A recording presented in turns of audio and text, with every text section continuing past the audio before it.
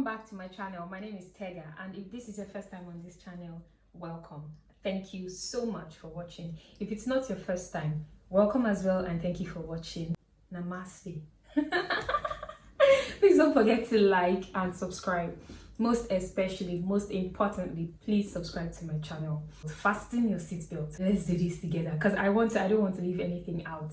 I want to tell you the procedure for applying to the UK and university to get admission, and then to the point where you apply for your visa, get your visa, and move over to the UK for your studies. Okay, let's get into the video. I'm using my experience because I applied during the COVID period, so it was a little bit more complicated, a little bit more stressful. What typically it's the same procedure, and for anyone who's planning to do that between now and next year, COVID is not going anywhere. From what we're seeing, there's a second wave and all, and you might not want to put your studies on hold, so if you want to go ahead and do it, just watch this video till the end. All right, let's pay. You need to know the costs or courses you want to do. Find the universities that offer those courses and that the fees are reasonable enough for you, like what you can afford. And also, while you're checking the fees, try to see if you can find out what the installments are, like what percentage do you need to pay upfront before you can resume, and how do they break it down to installments for you to pay your fees till the end. If you have enough money to pay upfront, fine, it's even way better for you. Yeah, so first, find the school that you want, confirm their school fees, their payment plan. Then you apply for a few schools, right? Yes, you need to apply for. I applied to two schools, and then I got offer of admission from those two schools, and then I picked the one that the module was more suited to what I was looking for, and then that's the one that I went further with, and I finally got into.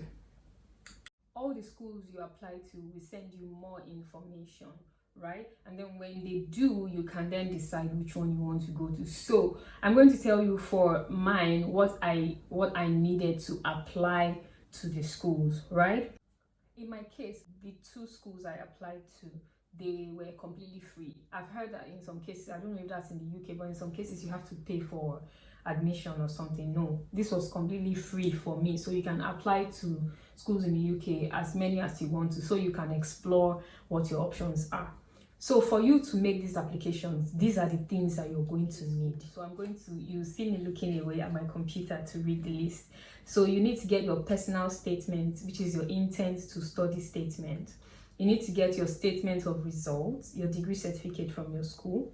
You need to get MSc certificate and transcripts if applicable, if you had previous MSc. You need your academic qualification, that's SSC, WAEC, NECO, all of that. You need no, you don't need IELTS for UK. I didn't need that. I think there are some schools that might request that, but for my school they didn't request IELTS, so I didn't need that. I think it's IELTS, some people call it IELTS. I don't know what pronunciation is, but you know what I mean. Official transcript of undergraduate degree. You need updated and detailed CV. Your CV, if you've been working, that's if you're not going straight from school. You need data page of your international passport. You need 2 reference letters, academic and professional. If you've been working, then you need a reference letter from where you've been working before. And also you need a reference letter, the academic one, from a lecturer in your school that taught you, right? It could be more. For the baseline is 2, but if it could be more depending on the school. For my school it was just 2. And then you need application processing fee. It depends as well on the school, because for my school there was no application processing fee.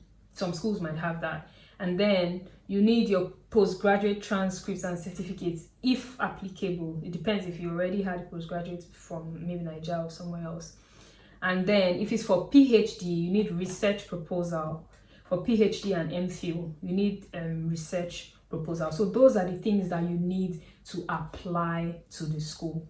So when you find the school you want, you find out their school fees and everything, like I said, and then you send in your applications. They will request some or all of these things. It can be all. Some of these things, depending on what you are applying for and depending on the school that you're going. The school will go through your information and they'll get back to you. For my school, they sent me a supplementary, I think it was called supplementary admission or conditional admission or something.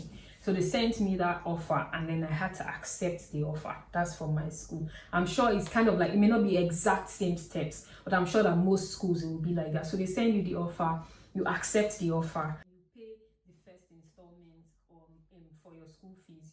First installment or all of it, depending on, like I said, how much you have and what your plan is, right?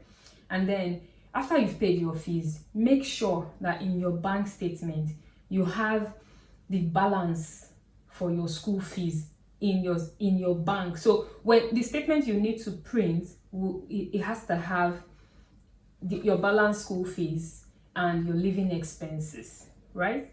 For my school, they sent me conditional admission letter, conditional offer of admission letter, yeah, something like that. And it was in that letter they specified, okay, this is the entire school fees that you'll be paying. This is the degree that you will get. And then for my own, it was £4,000 initial deposit. That's what you need to pay first. And then they gave us a discount of, if you make payments early, you get a £1,000 discount from your entire school fees. That was for my school. So I'm sure every other school will have their own stuff. They indicated the start date of my master's degree program and the end date, and then the list. Let me read out the list of what they required. Okay, scans of your educational certificates and transcripts with translations if applicable, confirming the qualifications and grades stated on your application form. WAEC scratch card, which enables us to verify your results. Provide a satisfactory reference from your most recent employer, signed, dated on official letter-headed paper, and emailed directly from your referee's company to the school. Yeah, and the references should have been written within the last 6 months. Then pay a tuition fee deposit of £4,000 or provide an official financial guarantee sponsor scholarship letter. Okay, it's either you pay the £4,000 deposit, or if you're being sponsored, then you provide your sponsorship letter from your recognized sponsor. And they said, please refer to guidance in supplementary information. So there was more information attached to this, but this is like baseline what you would need. I paid the deposit, then I scan and upload all the documents required to them. Then I begin to prepare myself for my visa. So for student visa to the UK, you do the tier 4. It's a tier 4 visa. When you go on the website to apply, you see tier 4 student visa. That's the one that you applied for. So I believe that your school is like officially your sponsor for the tier 4 visa. So I think schools are required to have a percentage failure rate, meaning that they have to make sure that whoever it is they're accepting and sending, there's a letter the school sends to you that you take to apply for visa. So before the school will send that letter to you, they have to be sure that you meet all the requirements, and you will not go to the visa office to do your interview and then be denied, because they have kind of a like the school shouldn't have more than a particular number of people being denied. So the school has to like make sure that you're cleared, everything is cleared, your bank statement, your documentation, everything, so that when you go for visa application, you will not be refused. So the school has a responsibility to make sure that everything is like tip top. For me, they actually did a mock visa interview for me. They called me, like they just called me up one day and then did me the visa interview. Like they asked me questions. Okay, why do you want to study in the UK? Why do you pick this school? It's kind of like the questions they would ask me at my visa interview. So the school did an interview for me to defend whatever before I actually went for my official visa interview. Make sure you have your school fees balance in your account along with your living expenses. I'll tell you later what the living expense should be. You can have it in Naira or in pound, or the money should be in your sponsor's account for a minimum of 28 days. See, make sure you have your fees deposit. Then the money should be in your account or your sponsor's account for a minimum of 28 days. 28 days minimum. That is your full school fees, your remaining school fees after paying deposit, and your living expenses for 9 months. Then next, You will be asked how you made your money or what your sponsor does. So you need to make sure that everything you're saying is true. Do you get, like, tell them what your sponsor does, or if you've worked or you've saved or you do business and stuff, make sure you're able to like explain that in your form and in your interview. They don't require pay slips or documents of your business and tax and all of that like they did with the visiting visa. You will need to send or upload your educational documents to the school. I already said that. So your personal statement is a letter that is explaining why you want to study that course and why you want to study that school. It's part of the requirements, like I said earlier. When you've done all the things you want to do, the school is supposed to send you a CAS letter. You need that letter to apply for your visa, because when you're applying for your visa, you can't pick a date or select anything because they ask you for your CAS number, and the CAS number will be in that letter, so you need it for your visa. So before you can apply for visa, you need to pay everything the school needs you to pay. You need to upload all the documents the school has to approve, and then the school sends you the CAS. Then you go to UKVI website, you apply for Tier 4 student visa, you fill in all the information accurately, then you put your CAS number, and then you select a date. Immediately you pick it, before you even do all these things, while you are waiting for the school, while you are doing all those things, go and do your TB, tuberculosis test. You need a tuberculosis certificate, right? And sometimes it may take a while for you to get a date, and you need that tuberculosis certificate to go in for your visa application. You're submitting it with your visa application documents, so you need to get it in good time. Just get it and have it and wait. So I made that mistake. My agent told me that I could wait when my CAS is out. When I want to apply for visa, then I can do it. At the end of the day, when I applied for visa and he gave me a date, I tried to fix a date for the TB test, and the date they gave me for the TB test was after my visa application. I had to, well, you know how Nigeria is. I had to pay someone to pay someone. That in my agent that still helped me, let me give him this one, even though I used to fight with my agent every time.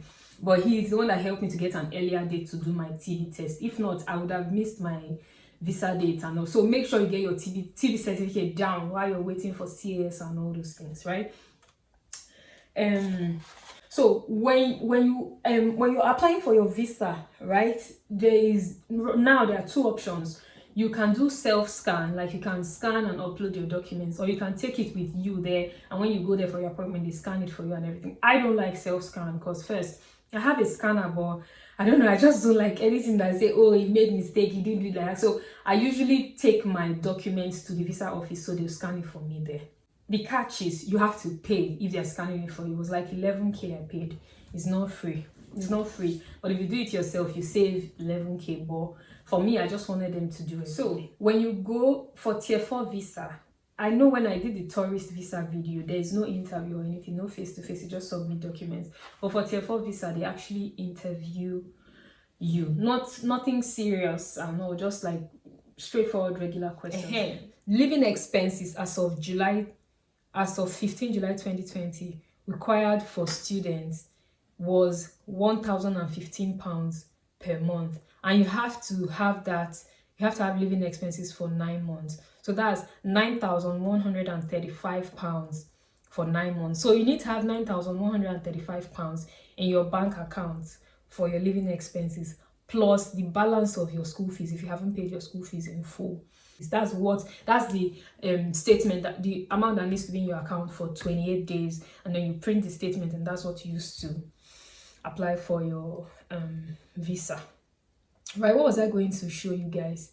Okay, so if the course you're going to do in the UK is less than 6 months, then you get a vignette, a sticker in your passport covering the duration of your stay. But if it's more than 6 months, you get a 30-day vignette, and then you have to collect your BRP, your biometric residence permit, within 10 days of arriving. But because of COVID, it took longer than 10 days because you had to finish your 14 days isolation first. And then you can collect your BRP from your school. You can, when you're filling your form, it will ask you, do you want to collect your BRP from your school? I think it's easier that way. And then for the credibility interview, I don't think it's compulsory for everybody. I think most people get to do the credibility interview, but I don't know if it's for everyone. But it seems like lately everyone does the interview, so just prepare yourself for it. For me, I had when I applied for my visa, I had paid for 1 month accommodation.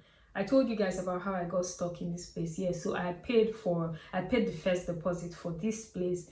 So I didn't want anything that would be like, oh, but if you have a place you're staying, you have someone you're staying with, you can use that address. Or they would ask you when you're filling your application if you have an address, if you have a place where you'll be staying, and if you've paid for it, and if you have, you show a receipt and all of that. So this is that. So I paid and I used this receipt. I don't know if that's compulsory. You have to confirm. So guys, I think that's all.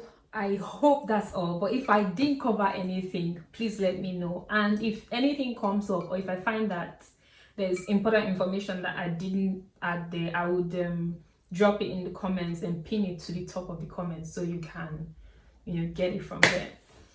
All right guys, thank you so much for watching today. I appreciate you. Please don't forget to subscribe to my channel. I will see you in the next video. Bye.